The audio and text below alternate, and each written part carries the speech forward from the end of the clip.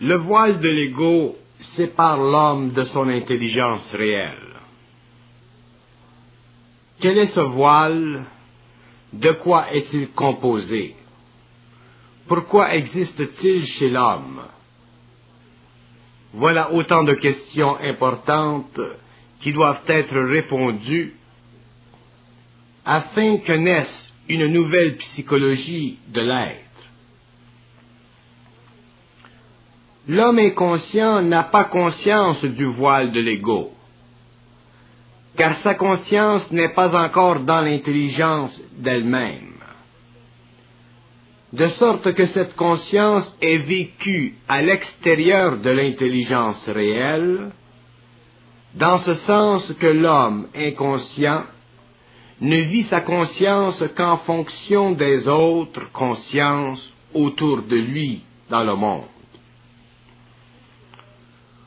Pour que l'homme vive sa conscience en fonction de lui-même, il doit d'abord être dans l'intelligence de cette conscience, et par la suite, au fur et à mesure que cette intelligence grandit en lui, que l'intelligence de sa conscience commence à éveiller en lui certaines possibilités,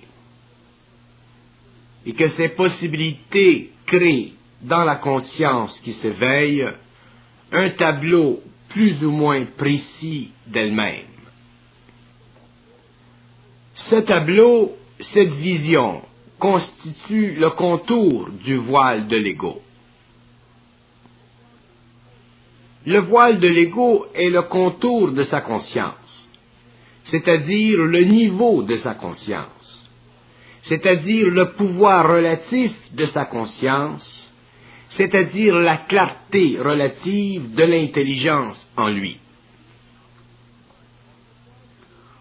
Or, le voile de l'ego est composé d'énergie émotionnelle et d'énergie mentale, et ces deux énergies, de par leur mélange, créent un voile plus ou moins dense autour de l'ego.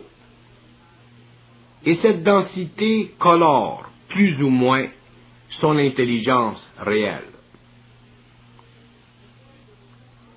Le voile de l'ego cause la souffrance inconsciente de l'homme.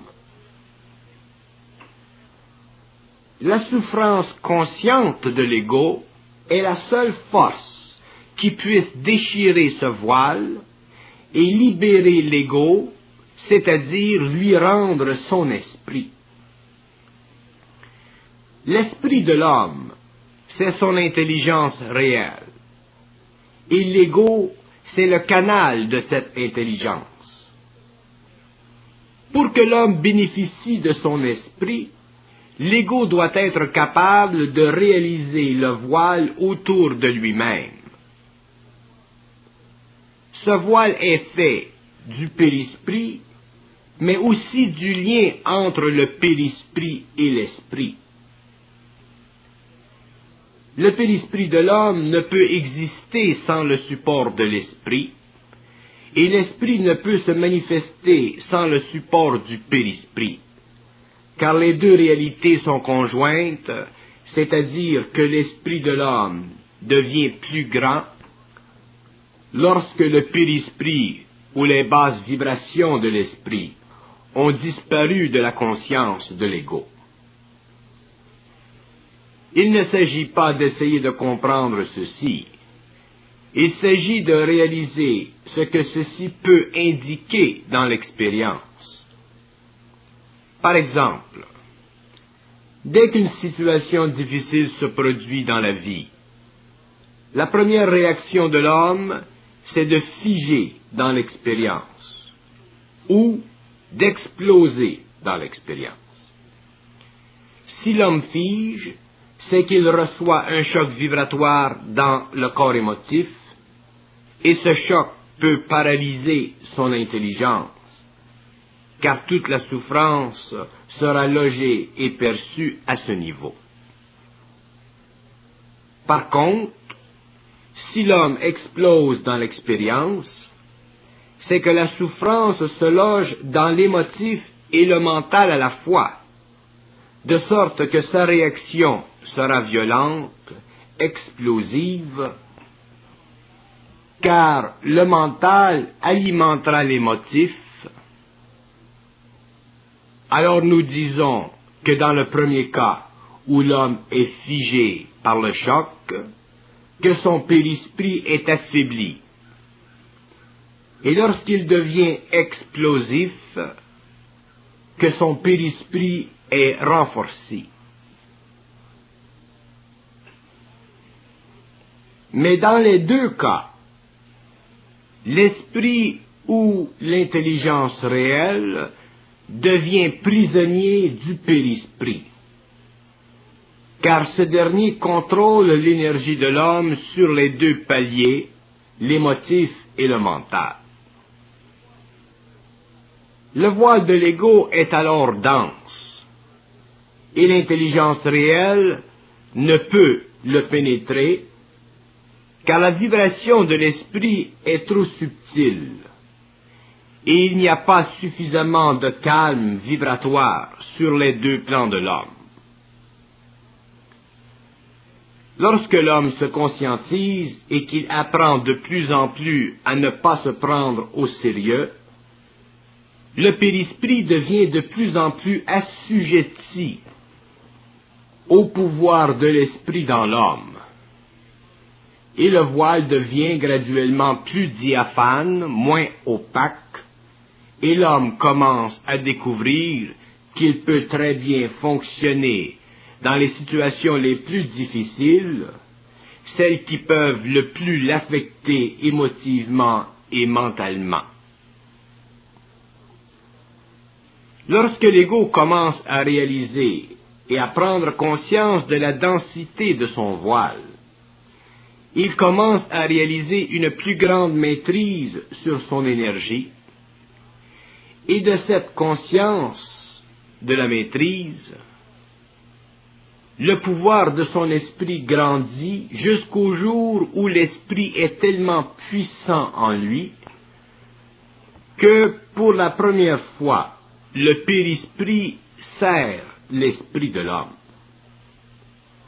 La descente du pouvoir de l'énergie sur la terre est alors amorcée.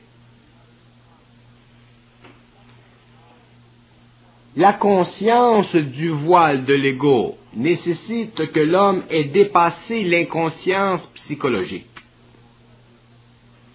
Une fois l'inconscience psychologique dépassée, il commence à comprendre qu'il existe vraiment un voile sur la conscience égoïque, et que ce voile se fait de plus en plus clair au fur et à mesure que l'intelligence réelle se fait sentir en lui. Pourquoi le voile? Parce que l'ego ne peut être libre que dans la mesure où l'intelligence réelle perce la couche épaisse du périsprit. Pourquoi le voile? Parce que sans ce voile, l'ego n'aurait pas développé l'expérience nécessaire pour que l'âme fût enrichie et qu'à son tour l'ego pût profiter de l'expérience accumulée. Mais lorsque l'âme et l'ego ont atteint un niveau d'évolution et d'expérience suffisant, ce voile peut tomber, car l'expérience de l'âme et son effet sur l'ego doit être remplacée par l'intelligence réelle, c'est-à-dire par le lien entre le mortel et l'ajusteur de pensée. Ce lien devient la nouvelle intelligence de l'homme et il le prépare à une nouvelle étape de l'évolution. Le voile de l'ego est un soutien psychologique, c'est-à-dire mental et émotif, tant que l'ego est inconscient.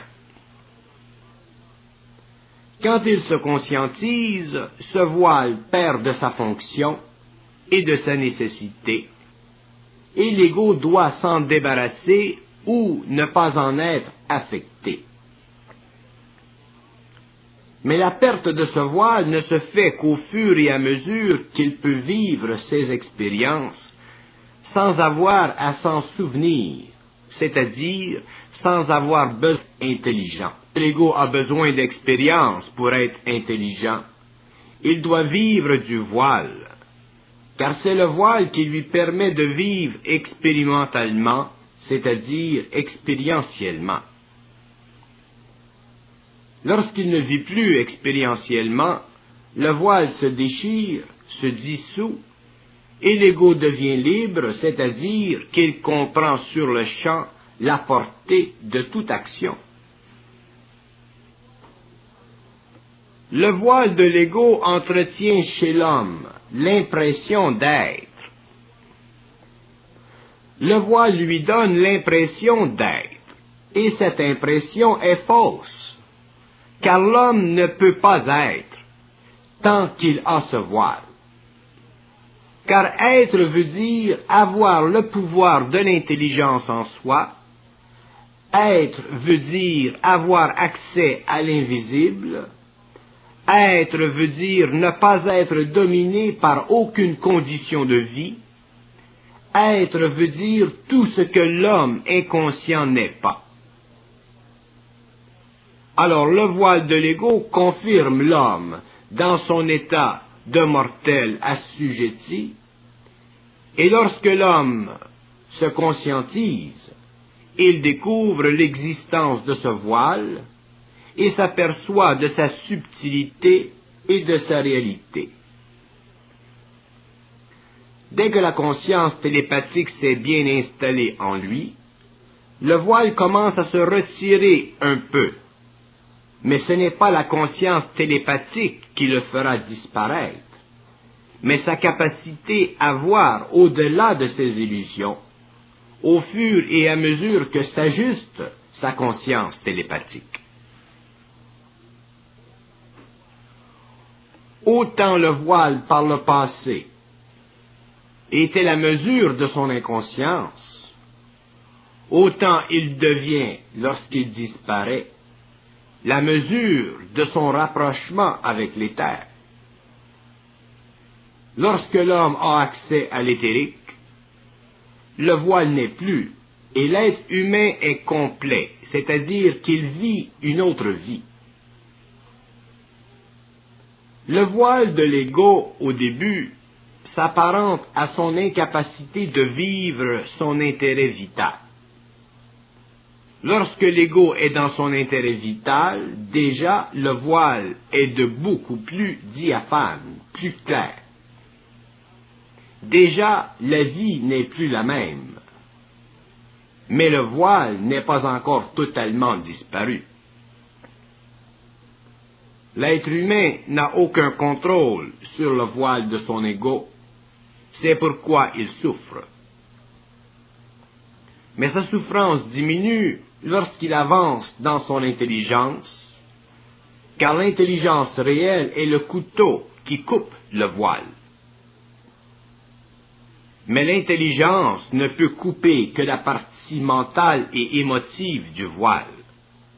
Déjà, lorsque ceci est fait, terminé, l'ego est plus près de l'éther. Le voile de l'ego s'imprègne de toutes les impressions que crée en lui la vie.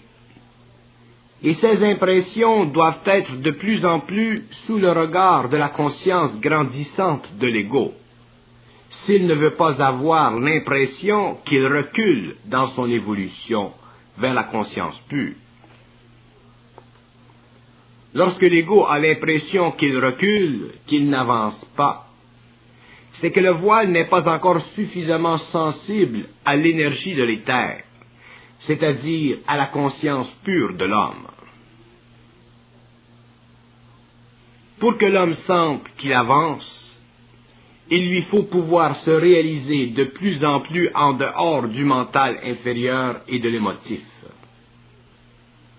Car le voile de l'ego se fait sentir à la moindre impression subjective qui puisse se manifester sur ces deux plans inférieurs de l'homme.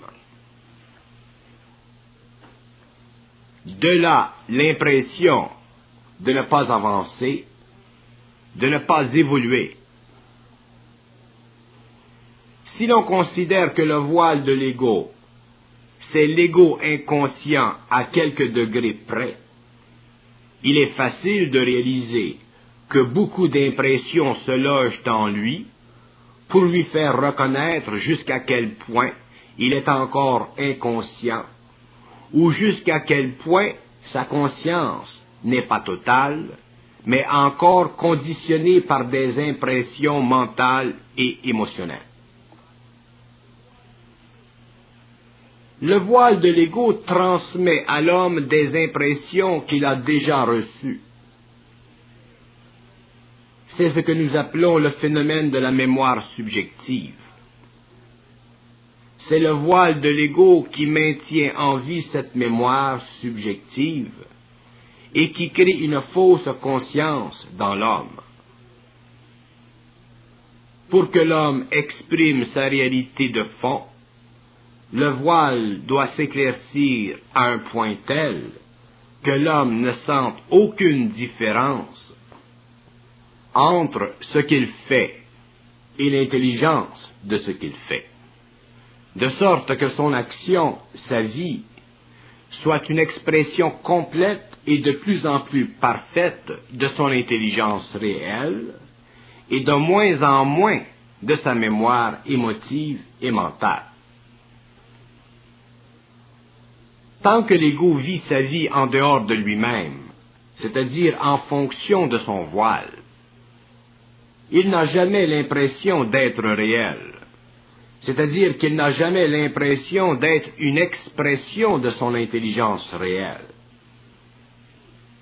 Il sent toujours une couche de conscience qui n'est pas parfaite, et cette sensation fait partie du voile.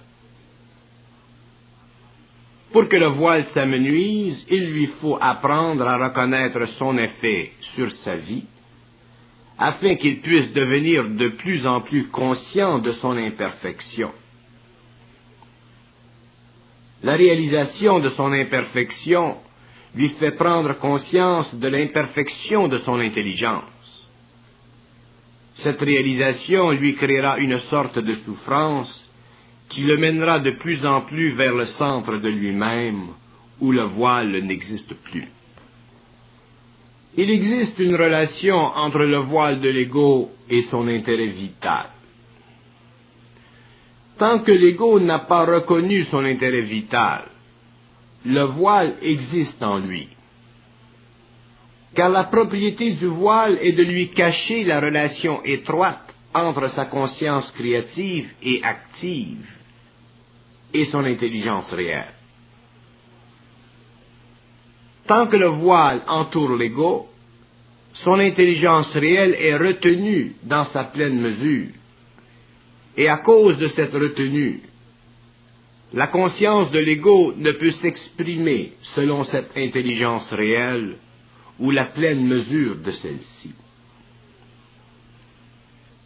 L'intérêt vital coïncide avec l'intelligence réelle mise à la disposition de l'homme. Or, le voile de l'ego obstrue le passage de cette énergie, et l'homme ne peut être parfaitement dans sa peau tant que l'intérêt vital n'est pas réalisé. Si le voile est trop dense, la vie telle qu'elle est vécue dans l'inconscience ne pourra se perfectionner, c'est-à-dire s'ajuster à sa vraie contrepartie. Et les corps subtils de l'homme, dont le mental et l'astral, ne pourront le servir, c'est-à-dire qu'il n'aura pas la capacité émotive ou mentale d'extraire de la vie l'énergie dont il a de besoin pour la mettre ou la rendre à sa mesure. Alors la mesure de la vie sera toujours plus courte que lui ne voudra l'entendre. Le voile de l'ego exprime toujours le petit homme. Or, ce petit homme est celui qui s'interroge sur la vie. Tant que l'homme est petit, il est forcé de s'interroger sur la vie, car son intelligence est petite. Le grand homme ne s'interroge plus, car le voile a disparu, et c'est lui qui dicte, à cause de son intelligence réelle, ce qu'il doit vivre et comment il doit le vivre. Mais pour que cette clarté de vie se manifeste chez l'homme, il ne peut plus être voilé dans son intelligence ou ses émotions. Le petit homme est celui qui ne peut pas encore exploser dans la vie, la forcer à couler dans la direction qu'il voit et qu'il veut. Tant que le voile de son ego n'est pas ressenti, il lui est impossible d'appliquer sa volonté et son intelligence réelle afin d'accumuler pour lui-même et en lui-même toutes les opportunités et toutes les occasions dont il a et aura de besoin pour former le cadre de la vie qu'il veut vivre. Et s'il ne peut former le cadre de la vie qu'il veut vivre, il sera forcé d'être un pion de la vie et de demeurer un petit homme, c'est-à-dire une créature. Le voile de l'ego s'apparente à deux forces majeures chez l'homme, l'intérêt personnel et le goût personnel, versus l'intérêt vital et l'intelligence pure. Or, ces deux forces constituent les deux pôles sur lesquels est accroché le voile égoïque. Ces deux pôles sont très puissants chez l'homme, car l'un représente tout le matériel mental et l'autre tout le matériel émotif de l'ego, de sorte que la diminution de ces deux forces chez l'homme déséquilibre temporairement l'ego, et c'est ce déséquilibre qu'il craint et ne comprend pas. D'où sa souffrance, son inquiétude, etc., etc. Mais le voile de l'ego ne peut coexister avec l'intérêt vital et l'intelligence pure. De sorte que tout développement de la conscience vibratoire de l'ego doit diminuer le pouvoir subjectif et illusoire de ces deux forces pour le remplacer par le pouvoir vibratoire de la conscience réelle qui se doit être intelligence réelle et fixée dans une activité de vie réelle ou l'intérêt vital. Si nous considérons que l'homme passe de l'inconscience à la conscience, à l'intelligence réelle, nous voyons que la conscience est une période intermédiaire entre l'inconscience et l'intelligence réelle. De sorte que la conscience est le stage qui permet à l'homme de réaliser de plus en plus le voile de son ego, mais ce stage n'est pas terminal, car l'homme un jour doit aller au-delà de la simple conscience pour devenir intelligent réellement et vivre de son intérêt vital, qui est le produit de cette intelligence réelle. Tant que cette dernière phase n'est pas atteinte, l'homme ne peut être bien dans sa peau de façon complète, c'est-à-dire de façon créative. Il peut être bien dans sa peau s'il est conscient, mais ce bien n'est pas complet, car il n'a pas encore développé tous les outils dont il a de besoin pour bien vivre sur Terre à la hauteur du pouvoir de son intelligence réelle. La conscience lui permet de s'éveiller au subtil. L'intelligence réelle et l'intérêt vital lui permettent de travailler dans le matériel d'une façon complète et parfaite. Seulement alors peut-il dire qu'il n'est plus aveuglé, empêché par le voile égoïque. Il cesse alors d'être un petit homme. Être un grand homme veut dire être soi-même, être bien, être parfaitement bien. Et pour que l'homme vive cet état, le voile de son ego doit se déchirer à un point tel qu'il ne puisse rien trouver dans sa vie qui ne soit conforme à son bien-être. Aussitôt que son bien-être, son équilibre vibratoire est troublé par l'extérieur, il doit être suffisamment dans son intelligence et reconnaître son intérêt vital pour rééquilibrer sa vibration. Tout ceci dépend de l'épaisseur du voile égoïque de sa conscience.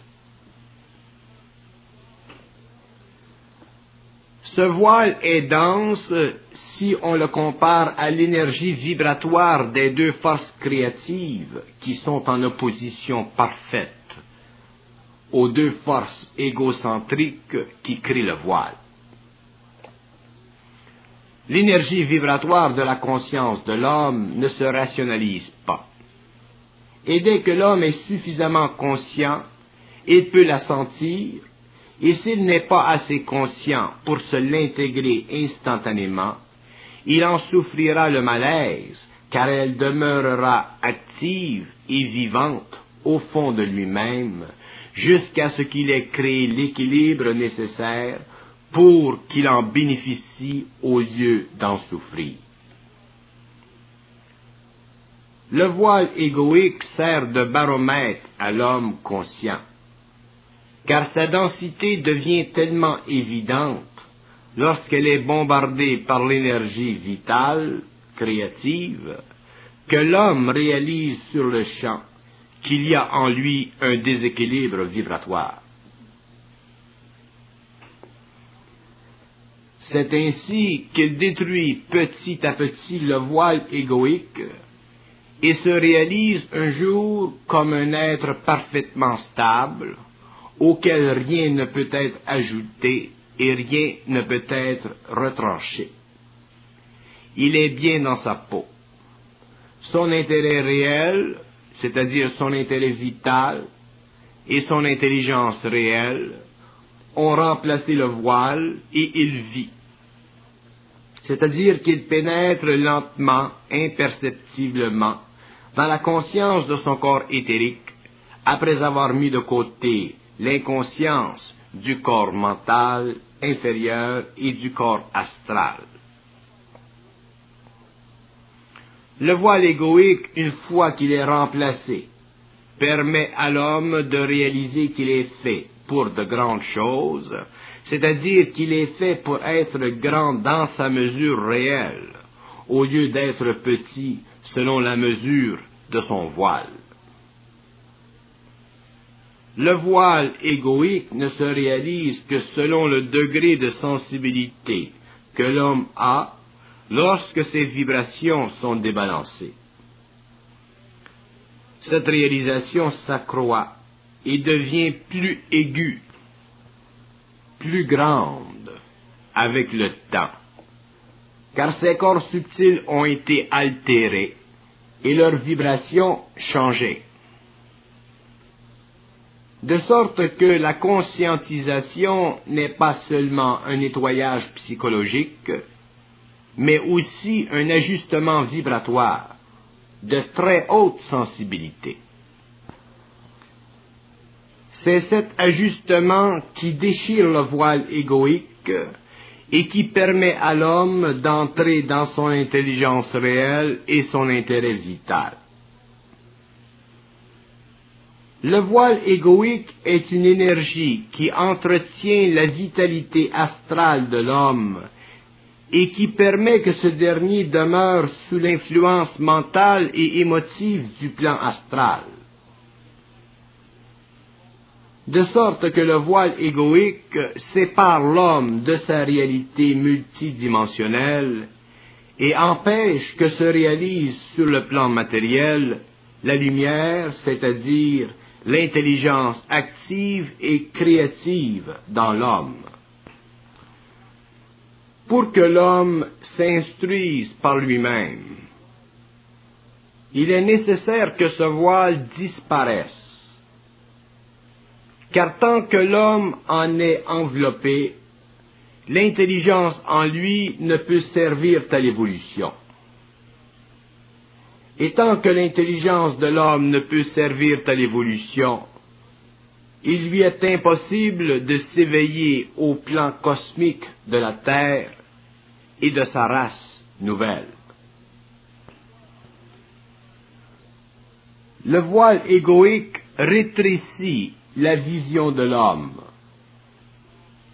et sa conscience est forcée de demeurer liée à des formes qui sont sous le contrôle de forces anti-hommes, c'est-à-dire de forces qui n'ont pas le pouvoir de l'intelligence créative en elles, car elles sont en dehors des plans de l'énergie de l'intelligence.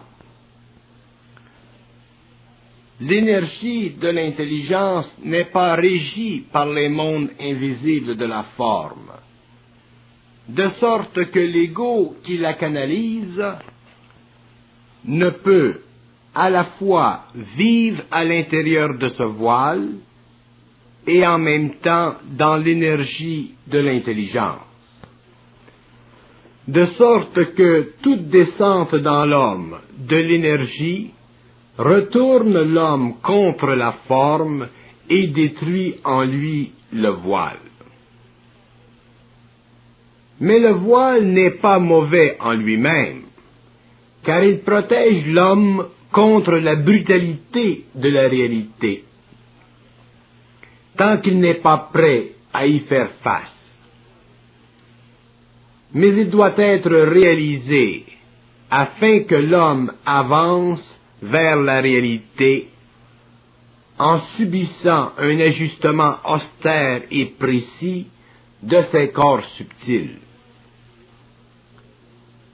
Le voile égoïque est imprégné de matériel qui éloigne l'homme, l'ego, de son intelligence vivante, c'est-à-dire de cette intelligence qui lui donne le pouvoir d'être à la fois matériel et morontiel, c'est-à-dire le pouvoir de cohabiter deux plans de la réalité à la fois. Un des plans le plus subtil, lui servant de point de vue universel, et l'autre, lui servant de point d'application pour la science, lui venant du plan universel.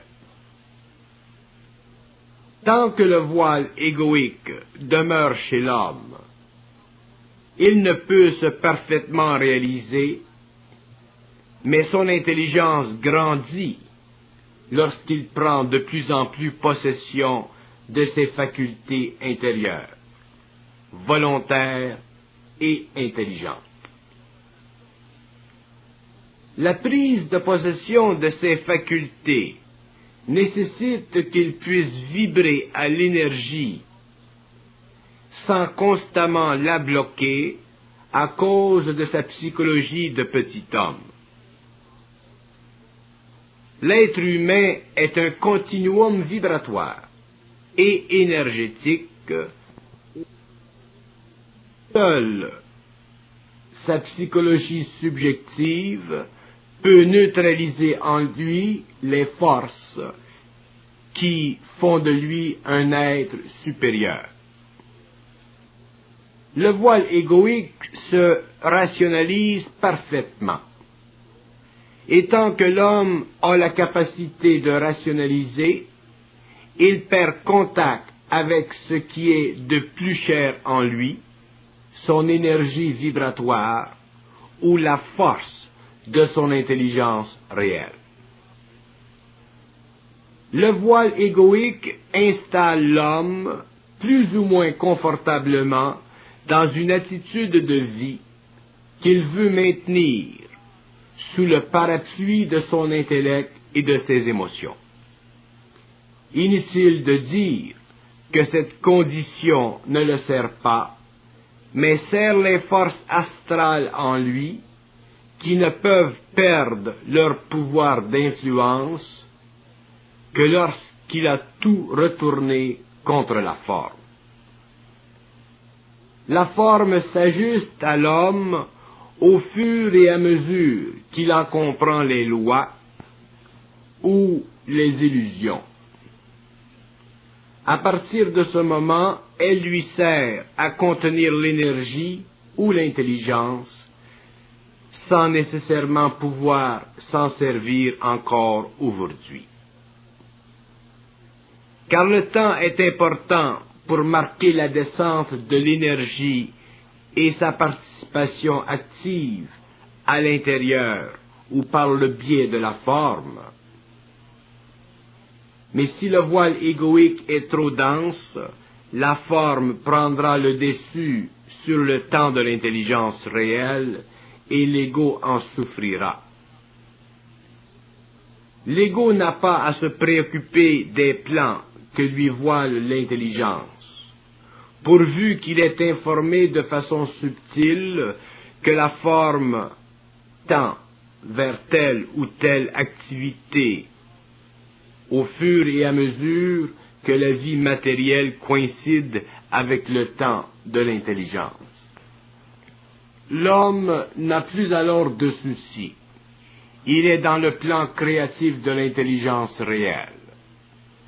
Le plan créatif de l'intelligence réelle prend en considération toutes les aspirations réelles et nécessaires de l'homme, c'est-à-dire tous ses mouvements réels, car ces mouvements viennent d'elle.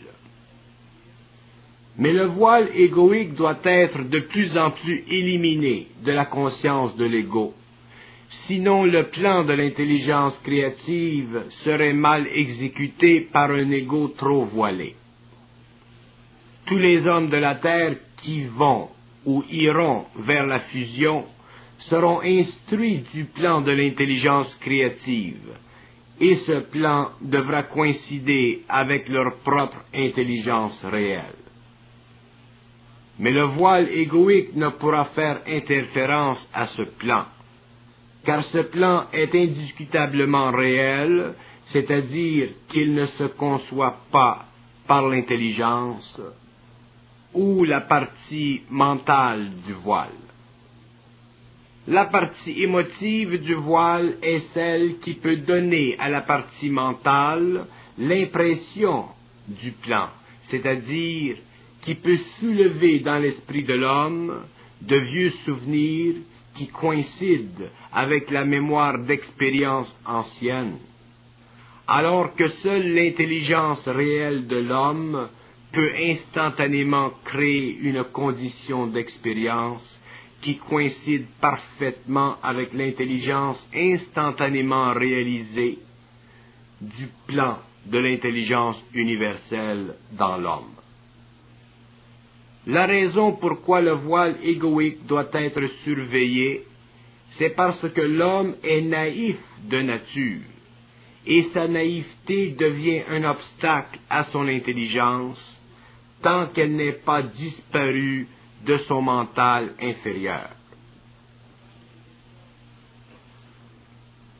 Tant que les hommes n'auront pas goûté du pouvoir extraordinaire de l'intelligence créative, ils ne verront pas facilement jusqu'à quel point le voile égoïque peut empêcher l'homme de vivre une vie parfaite à l'intérieur d'une condition créée par l'intelligence créative. Mais dès qu'il a commencé à réaliser ce que peut faire pour l'homme l'intelligence réelle, qu'il canalise en tant qu'intelligence en lui, il s'aperçoit que la vie, même sur le plan matériel, ne peut être empêchée de s'éclore dans toutes ses possibilités extraordinaires. Car la Terre, le plan matériel, contient tout ce qui est nécessaire à l'homme pour lui permettre de vivre une grande vie, une vie qui est totale en elle-même sur son plan. Mais Pour ceci, le voile égoïque, qu'il soit raisonnable ou non, doit disparaître de la conscience humaine. Afin que l'intelligence créative ouvre ses possibilités créatives à l'homme, dont l'intelligence devient de plus en plus réelle. Il ne s'agit pas que l'homme soit parfait pour qu'il bénéficie de l'intelligence en lui, mais il faut qu'il ne soit plus enveloppé dans cette couche d'émotions et de pensées subjectives qui n'est pas de lui, mais de l'ennemi en lui. Le voile égoïque est l'empreinte dans l'expérience de l'homme de sa condition existentielle. Le voile égoïque ne peut disparaître de la conscience de l'homme qu'avec le temps, qu'avec cette souffrance qui provient du bombardement de son mental et de son émotion par l'énergie de la conscience. Le voile égoïque termine l'évolution et sa disparition ouvre la porte sur un domaine à l'intérieur duquel la conscience de l'homme ne sera plus voilée, ne pourra plus être voilée, car elle sera totalement éclairée par l'intelligence réelle. L'homme, le petit homme, représente l'activité du voile égoïque sur la conscience humaine. Le grand homme représente l'explosion de l'énergie sur le plan mental, sur le plan émotionnel, qui déchire les fibres du voile égoïque et qui enlève à l'homme la capacité de rationaliser son état, de rationaliser ses émotions et ses pensées. Le voile égoïque est le mensonge de l'homme. Il est le mensonge dans l'homme, il est le mensonge contre l'homme, bien que l'homme le rationalise comme étant une vertu, comme étant un bien, ou comme étant une nécessité de la condition humaine. Il n'y a rien à faire pour l'homme qui est dans le voile égoïque, car ce dernier est incapable de réaliser que ce qui peut être fait pour lui ne peut pas venir de conditions qui sont sous-tendues par la même nature que l'intelligence à l'intérieur de son voile, ni par l'émotion à l'intérieur de ce dernier.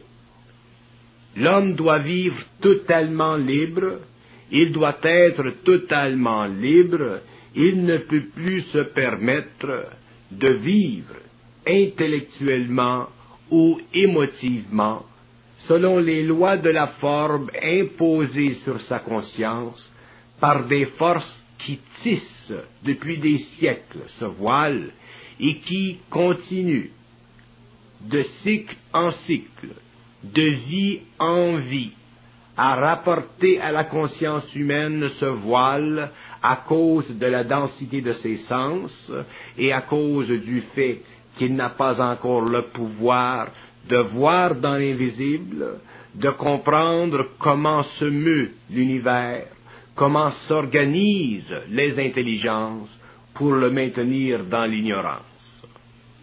Le voile égoïque sera transpercé avec le temps, mais l'homme aujourd'hui doit commencer à en prendre conscience afin de vivre sa vie d'une façon plus pleine, plus sage, plus réelle, plus calme, plus près de son intelligence et plus éloigné de l'influence qui s'imprègne sur son mental et son émotionnel à cause de son lien ancien avec la mémoire de l'humanité.